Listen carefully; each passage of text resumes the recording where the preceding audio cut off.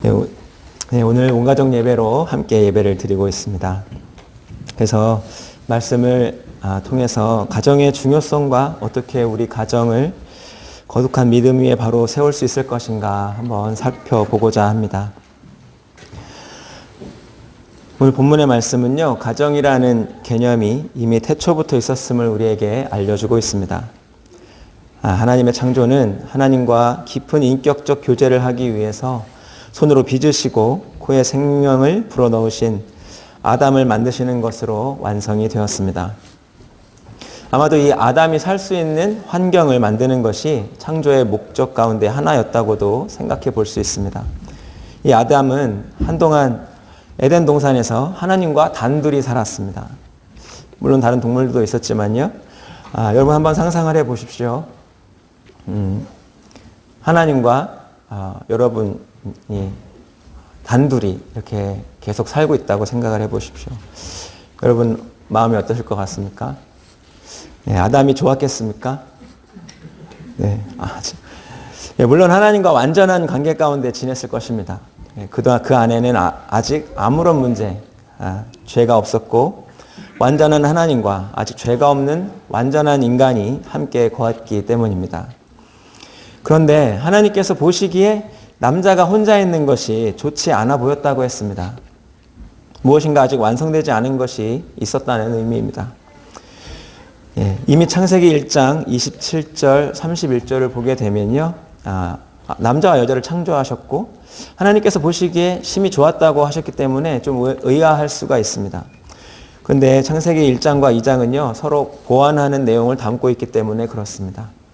창세기 2장은 1장에서 짧게 요약된 하나님 사람의 창조에 대한 보충 기사를 전하고 있다고 생각하시면 되겠습니다. 그래서 하나님께서는 그 남자에게 돕는 사람을 만드시기로 결정을 하셨습니다. 이 구절이 영어 성경에는 이렇게 표현이 되어 있습니다. 제가 예전에 읽던 개역개정 성경에는요 그냥 돕는 배필로 나와 있었거든요. 근데 제가 영어 대역 성경을 보면서 발견한 것이 이 부분이었어요. A helper who is just right for him 이라고 되어 있습니다. 그냥 돕는 배필이 아니라 하나님께서 혼자 있는 아담에게 꼭 맞는 그 무엇인가 모자란 듯해 보이고 미완성으로 있는 듯해 보이는 그를 완벽하게 채워줄 수 있는 딱 맞는 존재를 만드셨다는 뜻입니다. 아담을 잠재우신 후에 그의 갈빗대를 꺼내서 만드셨습니다. 그리고 그 여자를 아담에게 이끌어 가셨다고 했습니다. 이 장면은요, 결혼식을 떠올리게 합니다. 신부의 아버지가 딸의 손을 이렇게 잡고 신랑에게로 이끌어서 인도해 주지 않습니까? 우리 하나님께서는 서로에게 가장 완벽한 배우자를 만드시고 서로를 이끌어 가정을 이루도록 하신 것입니다. 이 과정을 거친 후에 우리가 창세기 1장 31절을 보면 딱 들어맞습니다. 하나님이 지으신 그 모든 것을 보시기에 심히 좋았더라. 저녁이 되고 아침이 되니 이는 여섯째 날이니라. 하나님께서 이렇게까지 아담에게 세심하게 가정을 이루어 주시고 나서야 마음이 놓이셨던 것 같습니다. 그리고 그 둘이 이 부부가 함께 있는 모습을 보시면 흐뭇하게 미소 지으시는 너무 좋아하시는 하나님의 모습을 상상해 볼 수가 있습니다. 그분은 진정 우리의 아버지가 되십니다. 우리를 향한 하나님의 깊은 사랑을 다시 한번 볼 수 있는 장면이었던 것 같습니다. 하나님께서 완성하신 창조의 완성이 단지 인간 아담과 하와를 만드신 데서 끝난 것이 아니라 가정을 만들어주신 데까지라고 생각한다면 가정이 얼마나 중요한 것인지 우리가 잘 알 수 있습니다. 가정은 엄연히 하나님의 창조 안에서부터 있었습니다. 사랑하는 성도 여러분, 태초에 가정이 있었습니다. 이 에덴 동산에 하나님께서 창조하셨던 완벽한, 완전한 가정 모델을 통해서 우리의 가정을 어떻게 세워나가야 할지를 좀 보도록 하겠습니다. 먼저 우리에게 대전제 조건이 있습니다. 하나님께서 가정의 주인 되셔야 한다는 것입니다. 지금까지 보았듯이 하나님께서는 우리 각 사람을 만드신 분이시고 아버지가 되십니다. 그리고 가정이라는 제도를 만드신 분이십니다. 또한 각자에게 꼭 맞고 필요한 돕는 배필에게로 인도하셔서 가정을 이루게 하신 우리의 결혼과 가정의 주체이십니다. 이 사실을 잊지 마시기 바랍니다. 앞으로 가정을 이룰 다음 세대들도 이 사실을 꼭 알고 기도로 준비해야 할 줄로 믿습니다. 인류 역사상 첫 번째 가족이었던 아담과 하와의 집에는요, 하나님께서 함께 사셨습니다. 이 사실이 얼마나 중요한지 우리는 알아야만 합니다. 지난주 월요일에 저희 집에서 조그마한 쥐를 한 마리 잡았습니다. 몇 주 전부터 이 껄끄러운 손님이 저희 집에 들어와 있다는 것을 알게 되었습니다. 왜냐하면요, 이 쥐가 몇 번을 눈에 뜨이는 거예요. 저희가 사는 곳이 농장 지역이다 보니까 쥐를 잡아도 계속 새로운 식구가 들어옵니다. 근데 보통 눈에 뜨이지는 않거든요. 단지 흔적을 통해서 쥐가 이제 들어왔구나, 또 들어왔구나 하고 알게 됩니다. 그러면 쥐덫을 설치해서 잡고는 합니다. 왜 그럴까요? 쥐가 사람이 무섭겠습니까? 안 무섭겠습니까? 당연히 쥐는 사람을 무서워할 것입니다. 근데 반대로 쥐를 무서워하시는 분들이 계십니다. 그 표현이 좀 그렇죠. 그런 좀 징그럽고 혐오스럽고, 그래서 그렇게 표현하는데, 정말로 이렇게 쥐와 마주치면 내가 한 대 맞을 것 같고, 싸우면 질 것 같아서 그러지는 않으실 것입니다. 어쨌든 이 쥐가 좀 특별했어요. 몇 번을 사람이 있는데도 불구하고 나와서 돌아다니다가 걸렸습니다. 그래서 이제 쥐덫을 놓아가지고 잡았습니다. 집에 주인이 있으면요, 쥐가 당연히 나와서 돌아다니지 못합니다. 당연한 겁니다. 자, 그렇다면요, 사탄, 이 마귀는 어떻겠습니까? 우리 가정에 하나님께서 주인의 자리에 계시지 않는다면요, 이 사탄은 사자가 될 것입니다. 여러분의 집에 쥐 정도만 있다면 전혀 문제가 되지 않을 것입니다. 알아서 피하니까요. 도망가니까요. 하지만 집에 사자가 쳐들어왔다고 한번 생각을 해보십시오. 살아남을 수 있겠습니까? 쉽지 않을 겁니다. 더구나 배고파서 울부짖는 사자가 들어온다고 생각해 보십시오. 참혹한 결과가 기다리지 않겠습니까? 그러나 하나님께서 주인이신 가정이라면 어떻겠습니까? 사탄은, 그 마귀는 이런 표현을 해서 죄송한데 아마 쥐새끼 같은 존재가 될 것입니다. 그렇지만 사람이 주인이 되려는 가정, 또한 주인이 없는 가정에는 그야말로 우는 사자와 같은 존재가 될 것입니다. 자, 그러면 어떻게 하면 하나님께 주인의 자리를 내어드릴 수 있겠습니까?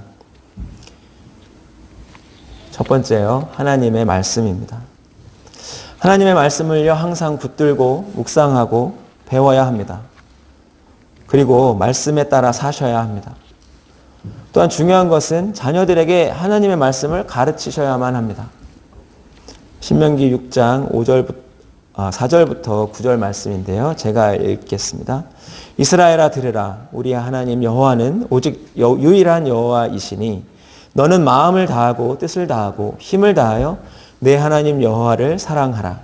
오늘 내가 내게 명하는 이 말씀을 너는 마음에 새기고 내 자녀에게 부지런히 가르치며 집에 앉았을 때에든지 길을 갈 때에든지 누워있을 때에든지 일어날 때에든지 이 말씀을 강론할 것이며 너는 또 그것을 내 손목에 매어 기호를 삼으며 내 미간에 붙여 표로 삼고 또 내 집 문설주와 바깥문에 기록할지니라. 아멘. 이 말씀은요, 잘 아시는 그 쉐마입니다. 그 쉐마는 들으라라는 뜻의 히브리어 명령형 동사입니다. 이 말씀을 보면요, 왜 유대인들이 그렇게 열심히 토라를 외우고 또 배우고 자녀들에게 가르치는지를 알 수 있습니다. 그들은 마음을 다하고 뜻을 다하고 힘을 다하여서 하나님을 사랑하는 것이 바로 말씀을 가르치고 새기고 자녀들에게 가르치는 것이 하나님을 사랑하는 것이라고 굳게 믿고 있기 때문입니다. 여러분은 하나님을 어떻게 사랑하고 계십니까? 예수님께서도 요한복음 15장 10절에서 이렇게 말씀을 하셨습니다. 내가 아버지의 계명을 지켜 그의 사랑 안에 거하는 것 같이 너희도 내 계명을 지키면 내 사랑 안에 거하리라. 요한일서 3장 24절 말씀입니다. 그의 계명을 지키는 자는 주 안에 거하고 주는 그 안에 거하시나니 우리에게 주신 성령으로 말미암아 그가 우리 안에 거하시는 줄을 우리가 아느니라. 모세가 마음과 뜻과 힘을 다하여 하나님을 사랑하라고 하며 한 말은 다름 아닌 말씀을 사랑하라는 것이었습니다. 말씀이 곧 하나님이시기 때문입니다. 하나님을 향한 사랑은 말씀 사랑으로 이어져야 합니다. 하나님은 육신의 눈으로 볼 수 있는 분이 아니십니다. 그런 그분을 어떻게 사랑해야 합니까? 많은 분들이 하나님을 사랑하는 것을 감정적으로 혹은 추상적으로 생각을 하십니다. 그러나 하나님께서는 명확하게 가르쳐 주셨습니다. 하나님께서는 우리의 느낌이나 감정으로가 아니라 진리인 말씀 앞에서 만나는 분이십니다. 그리고 우리 눈앞에 있는 모든 말씀을 통해 구체적으로 하나님을 만나야 하고 그 말씀에 순종하는 것을 통하여 우리의 사랑이 표현되어야 한다고 가르치신 것입니다. 이 말씀이 없다면요, 우리는 내가 원하는 대로, 내 기준대로 하나님을 믿게 되고 내가 하고자 하는 대로 할 수 있는 만큼만 하나님을 사랑한다고 착각하게 됩니다. 말씀하신 대로 믿고 말씀에 가르쳐 주신 대로 하나님을 사랑해야 하는 줄로 믿습니다. 에덴 동산의 첫 가정은요, 하나님의 말씀에 불순종하는 그 순간 바로 깨져버렸음을 우리가 꼭 기억해야만 합니다. 우리 가정에 하나님의 말씀이 있는지 돌아보시기 바랍니다. 그리고 오늘 성령 강림 주일인데요, 우리가 하나님의 말씀을 이야기할 때 꼭 기억해야 하는 분이 계십니다. 바로 성령이십니다. 예수님께서 잡히시기 전에 이렇게 성령님을 소개하셨습니다. 너희가 나를 사랑하면 나의 계명을 지키리라. 내가 아버지께 구하겠으니 그가 또 다른 보혜사를 너희에게 주사 영원토록 너희와 함께 있게 하리니 그는 진리의 영이라. 세상은 능히 그를 받지 못하나니 이는 그를 보지도 못하고 알지도 못함이라. 그러나 너희는 그를 아나니 그는 너희와 함께 거하시며 또 너희 속에 계시겠음이라. 내가 아직 너희와 함께 있어서 이 말을 너희에게 하였거니와 보혜사 곧 아버지께서 내 이름으로 보내실 성령 그가 너희에게 모든 것을 가르치고 내가 너희에게 말한 모든 것을 생각나게 하리라. 아멘. 성령님의 도움이 없이는 우리는 하나님의 말씀을 제대로 배우고 깨달을 수 없습니다. 성령님의 도우심으로 말미암아 우리 가정이 또 우리가 온전히 말씀에 사로잡히기를 주님의 이름으로 축복합니다. 두 번째는요, 예배입니다. 예배는 하나님의 임재를 사모하며 찬양과 경배를 드리고 이 가정이 하나님을 믿는 가정임을 또 하나님의 것임을 선포하는 것입니다. 믿음의 조상 아브라함이 가는 곳마다 제단을 쌓았던 것을 기억하실 것입니다. 제가 이렇게 말씀을 드리면 새로울 것이 없다고 하실 것입니다. 맞습니다. 다 아시는 내용입니다. 그렇다면 다들 혹시 집에서 가정 예배를 꾸준히 드리고 있으신지 모르겠습니다.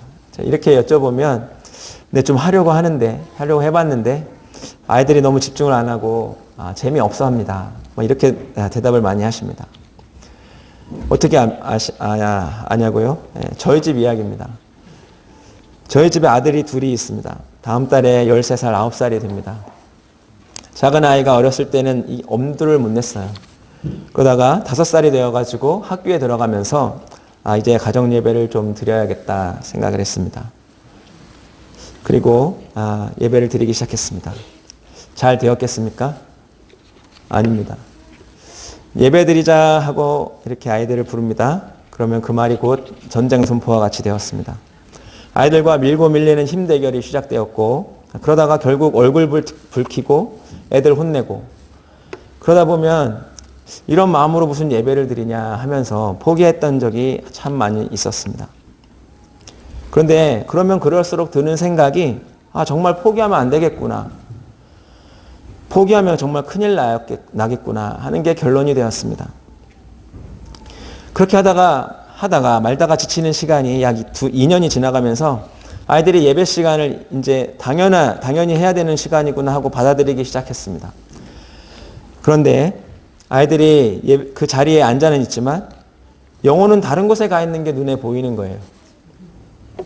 작년에 제가 아이들 한 명씩 이렇게 따로 데리고 일주일에 한 번씩 1:1 제자 양육을 했습니다.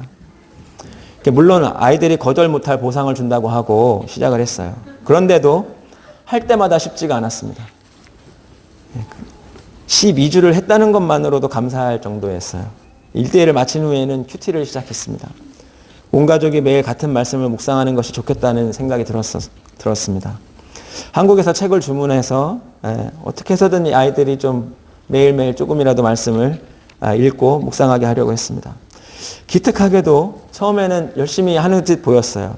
아침에 일어나자마자 하기도 하고 그랬습니다. 시간이 좀 지나가면서 이 큐티가, 이 콰이어트 타임이 또 다른 큐티가 되었습니다.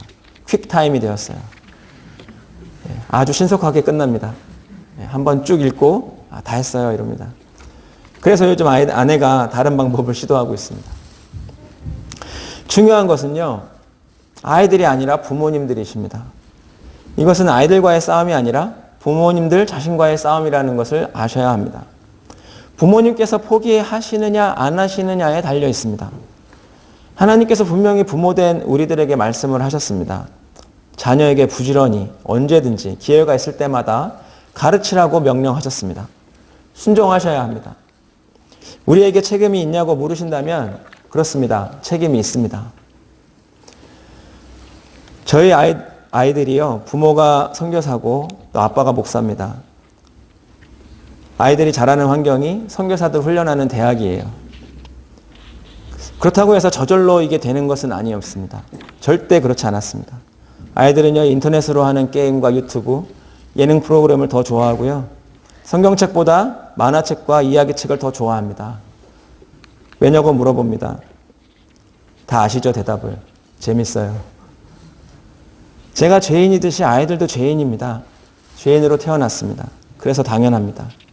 그렇기에 세상의 즐거움에 재미에 빼앗긴 우리의 마음을요, 주님께 다시 되돌리고 하나님을 기억하며 이 가정이 주님의 임재가 항상 함께하고 계심을 기억하고 선포하는 시간이 바로 그 예배입니다. 레위기에 보면 하나님께서 처음 이스라엘을 열방의 제사장 나라로 선택하신 후 가장 먼저 가르치신 것이 무엇인지 나옵니다. 무엇인지 다 아시죠? 바로 예배입니다. 제사는 회개와 용서의 선포를 통해 하나님과의 관계를 회복하고 하나님의 임재를 경험하게 합니다. 이스라엘은 예배의 공동체였습니다. 그리고 열방을 향한 제사장 나라가 되기를 원하셨습니다. 그것이 열방이 곧 온 족속과 방언이 주님께 드리는 예배를 받기 원하셨기 때문에 그렇습니다. 예배는요, 하나님의 백성의 표시요, 존재의 이유입니다. 예수님께서 오신 이후에 모든 믿는 자는 이미 제사장의 신분으로 바뀌었음을 잘 아십니다. 레위기 6장 12절 13절 말씀에 보면요, 제단 위의 불은 항상 피워 꺼지지 않게 할지니 제사장은 아침마다 나무를 그 위에 태우고 번제물을 그 위에 버려놓고 회목제의 기름을 그 위에 불사를 찌며 불은 끊임이 없이 제단 위에 피워 꺼지지 않게 할지니라. 예배가, 이 제사가 하나님께 드려지는 이 예배가 끊어지지 않도록 해야 하겠습니다. 집에서 아이들에게 말씀을 가르치고 함께 예배를 시작해 보십시오. 전쟁이 시작될 것입니다. 그런데요, 이 전쟁은 거룩한 전쟁입니다. 그리고 꼭 해야 할 전쟁입니다. 그리고 하시다 보면 느끼실 겁니다. 정말 주님의 은혜가 필요하다는 것을요. 그리고 기도가 절로 나오실 것입니다. 절대로 포기하시지 마시기를 바랍니다. 우리의 예배가, 성도님 가정에서의 예배는 계속되어야 합니다. 성도님들의 가정마다 예배의 불이 꺼지지 않도록, 그래서 천국에서의 완성된 예배까지 이어지기를 축복합니다. 다음은요, 십자가입니다. 예수님의 십자가가 우리에게 매일매일 필요합니다.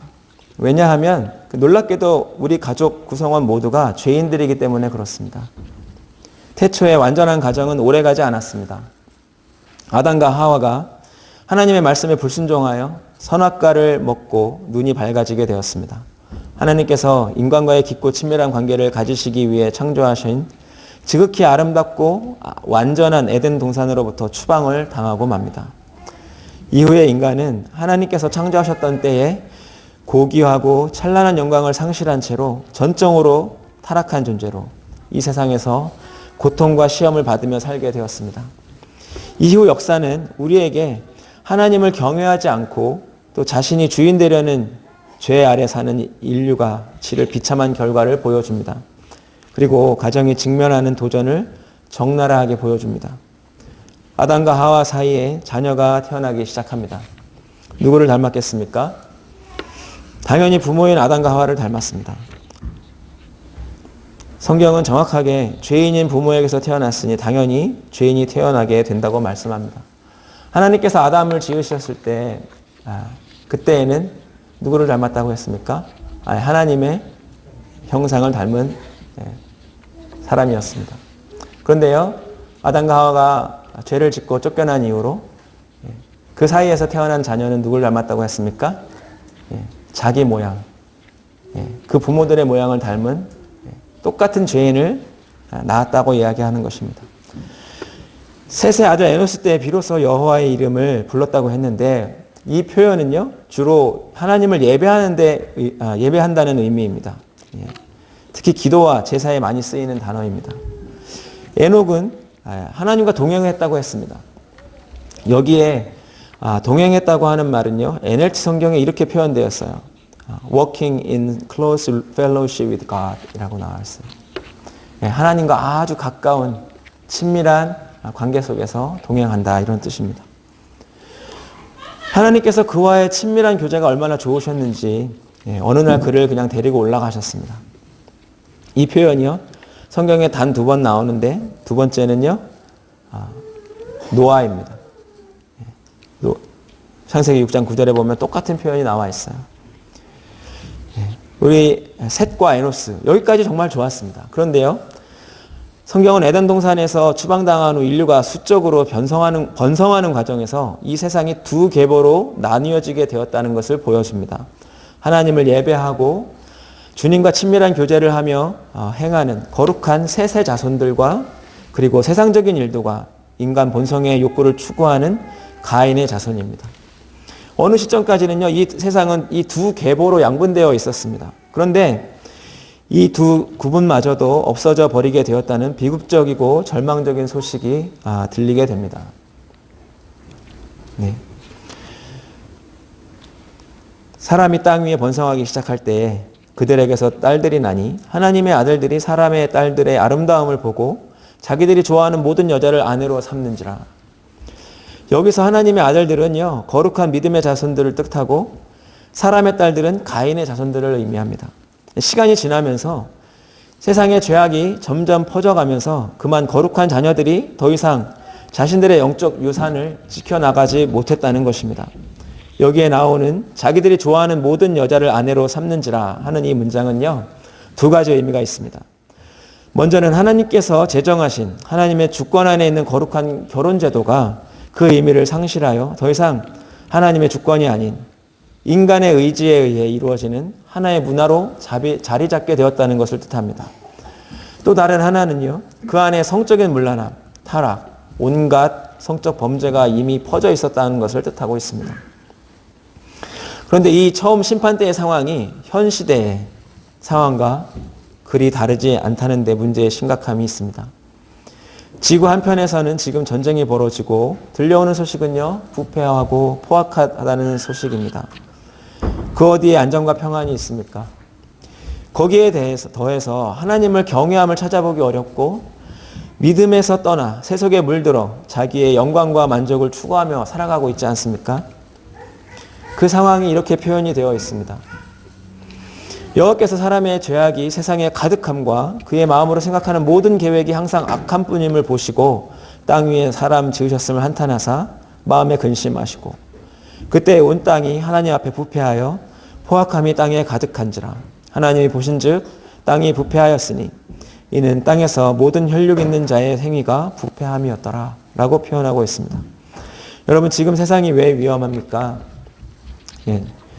자동차가 많아서 그렇습니까? 아니면 코비드 때문입니까? 아닙니다.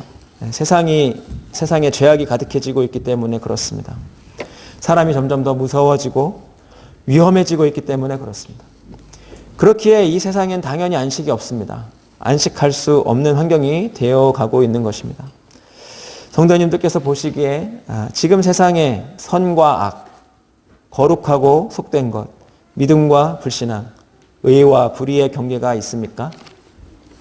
경계가 점점 희미해져 가고 있습니다. 거룩한 믿음의 자녀와 세상적인 불신앙의 자녀와의 차이와 구별이 없어져 가는 세대가 되고 있습니다. 노아 홍수전에 보여줬던 혼탁함, 어두움이 점점 깊어가는 이 혼돈의 시대가 다시 되어가고 있지 않습니까? 곧 거룩한 믿음이 점점 사라져버렸던 노아의 홍수 심판 전과 같은 상황으로 진행되고 있다는 것입니다. 이런 상황 속에서, 이런 세상 속에서 사랑하는 성도님들의 가정은 지금 안전하십니까? 우리는 이미 이렇게 세속화되어 버린 세상에서 가정을 지켜야 하고 아이들을 양육해야 합니다. 어떻게 해야 하겠습니까? 그렇기 때문에 우리 모두에게 매일매일 십자가가 필요합니다. 사단은 모든 죄를 멸하신 예수 그리스도의 십자가, 사단과 죄를 멸하신 예수 그리스도의 십자가가 매일매일 기억되고 묵상되고 그 예수 그리스도의 십자가에서 매일 내가 죽는 경험을 해야 나도 살고 내 자녀도 또 내 가족도 살릴 수 있습니다. 너무 잘 아시는 말씀인데요. 우리 함께 같이 읽어보겠습니다. 내가 그리스도와 함께 십자가에 못 박혔나니 그런즉 이제는 내가 사는 것이 아니요 오직 내 안에 그리스도께서 사시는 것이라. 이제 내가 육체 가운데 사는 것은 나를 사랑하사 나를 위하여 자기 자신을 버리신 하나님의 아들을 믿는 믿음 안에서 사는 것이라. 아멘. 우리 6장 14절도 함께 읽겠습니다. 그러나 내게는 우리 주 예수 그리스도의 십자가 외에 결코 자랑할 것이 없으니 그리스도로 말미암아 세상이 나를 대하여 십자가에 못 박히고 내가 또한 세상을 대하여 그러하니라. 아멘. 먼저는 세상의 죄와 싸워 이겨야 하고 내 속에 있는 모든 연약함과 싸워 이겨야만 내가 죽었음이 나타나야만 가정에 평화가 올 수 있을 것입니다. 제가 작년 사순절 기간을 보내면서 예수님의 십자가에 대해서 묵상하고 공부하는 시간을 가지다가 십자가가 정말 제게 새로운 의미로 다가오는 경험을 했습니다. 제가 죽는 경험을 했고요. 그것이 결국에는 가정의 변화를 가져오게 해주었습니다. 나 자신이 죽으면 그만큼 가정은 평화로워지고 분위기가 밝아집니다. 제가 죽어서 짜증을 덜 내고 화를 덜 냈더니 그만큼 집안이 조용해졌습니다. 결국 제가 문제였습니다. 결혼하고부터 꾸준히 아내와 집안일을 함께 해왔습니다. 그런데요, 그것을 가장이 아내에게 은혜를 베푸는 것 정도로 생각했던 것 같습니다. 그러다 보니까 이거 하다가 왕왕 짜증이 나는 거예요. 나도 피곤하고, 쉬고 싶은데, 왜 이거 그러니까 제가 혼자 하는 것 같은 느낌이 드는 거예요. 그럴 때는. 그런데 작년 그때 막 이렇게 십자가에 묵상하고 공부하면서 들었던 하영조 목사님의 설교 가운데 한 부분이 제게 다가왔습니다. 예수님께서 이 세상에 섬기기 위해서 오셨고 죽어주시기 위해서 오셨습니다. 그런데 우리는요, 살려고 발버둥을 칩니다. 섬김을 받기 위해 높아지려고 노력을 합니다. 우리가 종이 되어야 하는데 한국인에게 좀 더 잘 이해가 될 수 있을 만한 표현을 해주셨어요. 한국에 옛날에 머슴이라는 분이 계셨지 않습니까? 이 머슴들은요, 자기가 해야 할 일을 하고 나서 칭찬을 받지 않습니다. 그것이 당연한 것이니까요. 그리고 진짜 머슴은요, 어떠냐 하면 정말 피곤하고 힘들게 하루의 일을 마치고 잠자리에 누워서 노래 한 가락을 편안하게 뽑을 수 있어야 진짜 머슴이라고 하는 겁니다. 제가 그 말씀을 들으면서 곰곰이 생각하게 되었습니다. 그리고 제 생각을 고쳐먹었습니다. 내가 이 집의 가장이 아니라 내가 이 집의 머슴이 되겠다 했습니다. 뭐 좀 하다가 짜증이 살짝 올라치면 마음속에 다시 상기시킵니다. 내가 이 집의 가장이 아니라 머슴이다. 그 사실을 상기시킵니다. 그리고 났더니 설거지를 하면서도 청소를 하면서도 빨래를 널다가도 찬양을 부를 수 있게 되었습니다. 예수님께서 나를 위해 죽으신 그 십자가에서 나도 죽어야 가정을 살릴 수 있는 것이었습니다. 그래야만 우리 가족이 서로 섬길 수 있습니다. 그래야만 서로 찌르고 상처 주지 않을 수 있습니다. 부모님들께서 먼저 십자가에서 매일 죽으셔야 아이들을 살릴 수 있습니다. 아이들이 어떠한 반응을 보이더라도 나 죽었어 하고 웃으며 마음의 안정을 유지하실 수 있어야 아이들과 예배 드릴 수 있고 말씀도 가르치실 수 있습니다. 결코 쉬운 일은 아닐 것입니다. 그러나 포기하지 말아야 합니다. 저희 가정 얘기를 많이 했는데요. 저희 가정이 지금 잘 되고 있어서 말씀드리는 게 아니라 계속해서 실패하고 있기 때문에 말씀을 드린 겁니다. 계속해서 도전입니다. 사탄의 전력 중에 하나가 바로 이 가정을 공격하는 것입니다. 그래서 이미 오래전부터 가정이 사탄의 놀이터가 되어가기 시작했습니다. 상처받고 깨진 가정이 얼마나 많이 있습니까? 아더 핑크라는 분이 이런 말을 했습니다. 마귀는 주님께서 좋은 씨를 뿌렸던 동일한 그 자리에서 바쁘게 일하고 있습니다. 굉장히 긴장되는 말입니다. 흠칫하는 말입니다. 얼마나 바쁘게 열심히 일하고 있는지 우리가 그 이상의 사단 이상의 열심을 가져야 우리 가정을 지킬 수 있지 않겠습니까? 하나님께서 거룩하게 세우시고 임재하셔서 함께 교제하기를 원하셨던 그 가정, 하나님의 인재의 장소여야만 할 많은 가정들이 이 강력한 사단의 도전과 공격 앞에 무너지고 있는 것을 보고 있습니다. 사단은 집요하게 가정을 파괴하기 위해 계속해서 새로운 약점을 파고들며 공격하고 있습니다. 우리가 배수의 진을 치지 않으면 이 마지막 세대, 우리 구주 예수 그리스도 다시 오실 때에 우리 가족이, 여러분의 가족이 노아의 가족처럼 구원받는다 장담할 수 없습니다. 예수님께서 십자가를 지고 골고다 언덕으로 가시는 것을 보고 여인들이 눈물을 흘렸습니다. 그 모습을 예수님께서 보셨어요. 십자가를 지고 이렇게 골고다로 올라가시는데 얼마나 힘드시겠습니까? 여러분들 근데 그 여인들의 울고 있는 통곡하는 모습을 보면서 예수님이 이렇게 말씀하셨어요. 예수께서 돌이켜 그들을 향하여 이르시되 예루살렘의 딸들아 나를 위하여 울지 말고 너희와 너희 자녀를 위하여 울라. 이게 무슨 뜻입니까? 야, 지금 너희가 내 걱정할 때가 아니다 이건 뜻이죠. 네 걱정해라. 네 자녀 걱정해라. 이 말씀입니다. 29절에 보면 보라 날이 이르면 사람이 말하기를 잉태하지 못하는 이와 해산하지 못한 배가 먹이지 못한 저지 복이 있다 하리라 할 만큼 그러한 때가 온다는 뜻이에요. 사랑하는 성도 여러분, 지금은 울어야 할 때입니다. 나와 내 자녀를 위해 울어야 할 때입니다. 하나님을 성도님 가정의 주인으로 속히 모시십시오. 하나님의 말씀과 예배 그리고 십자가로 가정을 철통같이 지키십시오. 그렇다면 우리의 지상에서의 가족이 천국의 가족으로 재탄생할 것임을 믿습니다. 기도드리겠습니다.